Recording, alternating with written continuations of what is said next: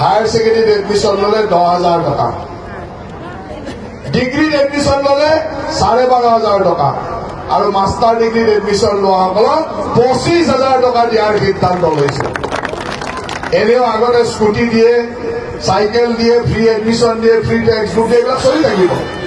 বিকশিত ভাৰত ভূমিত ফুলিল পদুম আকৌ এবাৰ।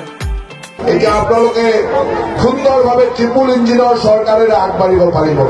আমাৰ লক্ষ্য হ'ল যাতে আমি সকলো মানুহক সুৰক্ষিত কৰিব পাৰোঁ, সকলো জাতি জনগোষ্ঠী সুৰক্ষিত হৈ এটা সমন্বয়ৰ মাজেৰে আমি সুন্দৰভাৱে অঞ্চলটোক আগবঢ়াই নিব পাৰোঁ। এইবাৰৰ নিৰ্বাচনত আপোনাৰ ভোট কত দিলে আকৌ এবাৰ।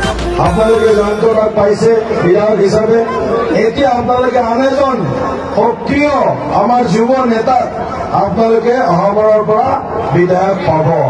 এইজন হ'ল জলেন দৈমাৰী। আৰু এতিয়া আপোনালোকৰ ভাল খবৰ, এতিয়া আপোনালোকৰ দুজন বিধায়ক, জয়ন্তদা বিধায়ক আছে, আৰু এজন আপোনালোকে এক্সট্ৰা এজন বিধায়ক পাইছে, জলেন দৈমাৰী।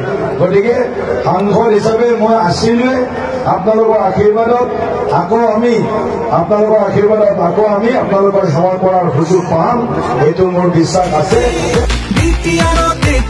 শান্তি প্ৰগতি UPPL BJP টিমপুখুৰী নাৰায়ণগা ৰাস্তা ঘাটৰ কথা মোক ক'ব নালাগে। এই দলংখন কাট দিলে লৈছে, দলংখন কাট দিলে লৈছে। বিজেপি কোনে কৰিছে? কংগ্ৰেছ কৰিছে, বিজেপি কৰিছে, কোনে কৰিছে? বিজেপিৰ কাৰণে হাত চাপৰি এটা হাত চাপৰি এটা